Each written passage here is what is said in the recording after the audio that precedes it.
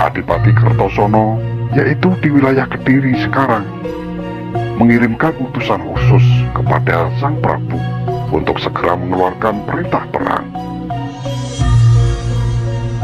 Sang Prabu masih termangu-mangu.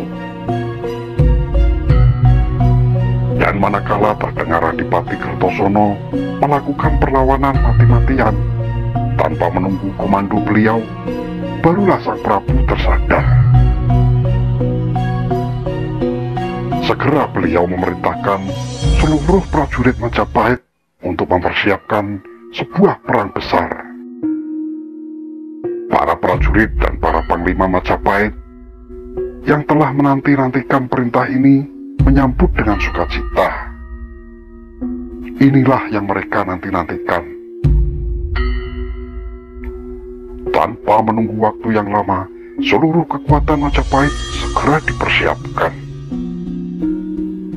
Pasukan Majapahit telah siap sedia menyambut kedatangan pasukan Demak Bintoro. Dan sekali lagi, mereka tinggal menunggu perintah untuk menyerang.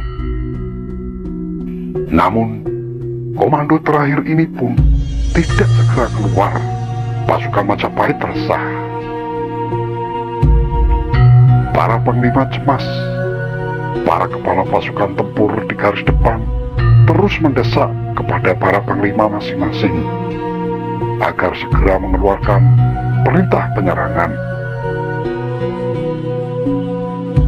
Para panglima juga mendesak Sang Senopati Agung, meminta kepada Prabu Brawijaya V untuk segera memberikan komando terakhir.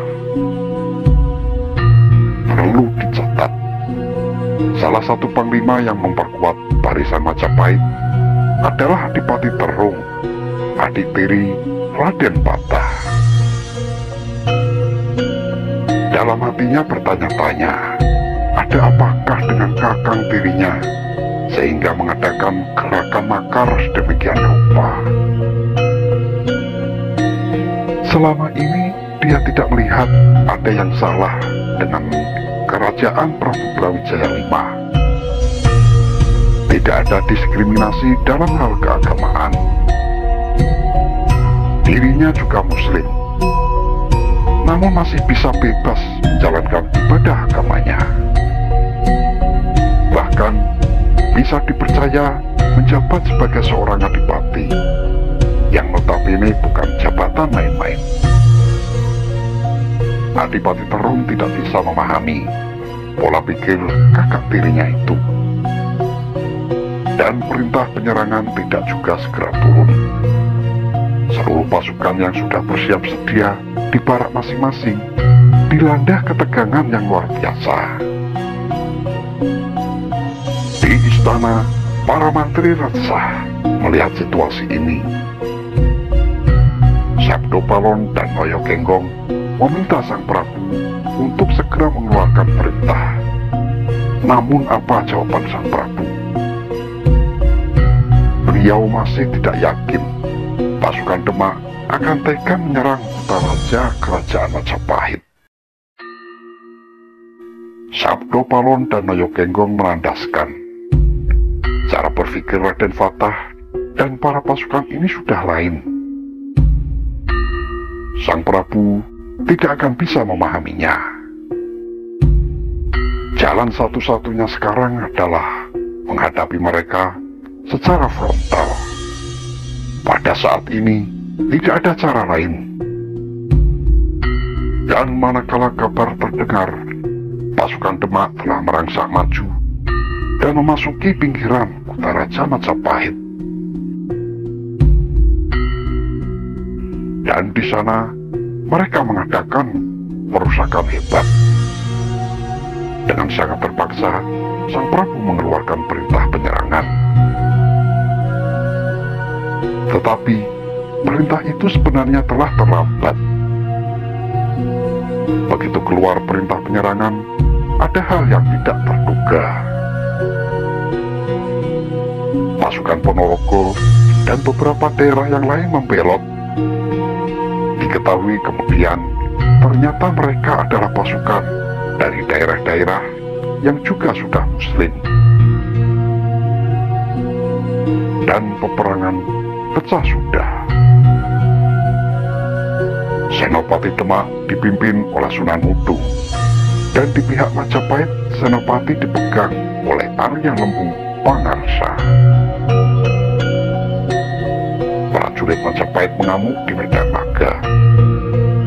Para prajurit yang sudah berpengalaman tempur ini dan disegani di seluruh Nusantara sekarang tidak main-main lagi. Adipati Sengguru, Raden Bondan Kejawen yang masih belia, Adipati Terung, Adipati Singosari, dan yang lain ikut mengamuk di medan laga. Banyak kesatuan-kesatuan Majapahit yang berasal dari daerah muslim lalu membelot. Pada hari pertama, pasukan Demak Bintoro terpukul mundur. Pada hari kedua, pasukan Demak terpukul lebih telak. Senopati Demak, yaitu Sunan Mudung, tewas. Makamnya masih ada di Trowulan Mojokerto sampai sekarang. Maka pasukan Demak mengundurkan diri. Bagaimanapun juga, pasukan Demak harus mengakui kekuatan Majapahit. Mereka terpukul mundur keluar dari Kutaraja Kerajaan Majapahit. Kehebatan pasukan Majapahit yang terkenal itu ternyata terbukti. Pasukan Demak bertahan. Beberapa minggu kemudian, datanglah pasukan Palembang bergabung dengan pasukan Majapahit. Pasukan Majapahit seolah mendapat suntikan darah segar. Namun ternyata bergabungnya pasukan Palembang ini hanyalah bagian dari siasat orang-orang Demak. Pasukan Palembang diam-diam memusnahkan seluruh persediaan bahan makanan tentara Majapahit. Lumbung-lumbung besar dibakar. Semua persediaan bahan pangan ludes. Inilah simbolisasi dari datangnya peti ajaib milik Adipati Aryo Damar dari Palembang, yang apabila dibuka mampu mengeluarkan beribu-ribu tikus dan memakan seluruh beras dan bahan pangan prajurit Majapahit. Majapahit kebobolan luar dalam. Majapahit benar-benar tidak pernah menyangka akan hal itu. Begitu persediaan bahan pangan menipis, dari hari ke hari, pelan namun pasti, pasukan Majapahit terpukul mundur. Mendengar pasukan Majapahit terdesak, kepala pasukan Bayangkara, yaitu pasukan khusus pengawal raja, segera mengamankan Prabu Brawijaya V. Keadaan sudah sedemikian genting, dan sang Prabu mau tidak mau harus segera meloloskan diri. Ini harus dilakukan secepatnya, karena untuk menyatukan kembali kekuatan kerajaan Majapahit kelak. Sosok sang Prabu Brawijaya V masih dibutuhkan.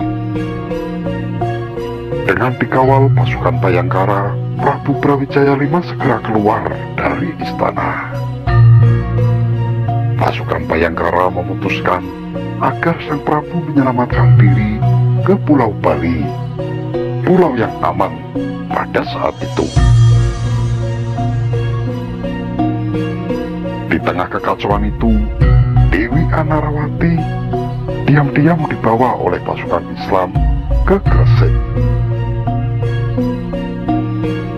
Putra bungsu Dewi Anarawati, Raden Gugur yang masih kecil, diselamatkan oleh pasukan Ponorogo dan dibawa ke Kadipaten Ponorogo.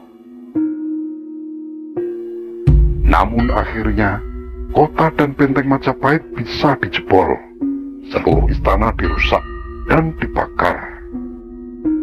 Perusakan terjadi di mana-mana.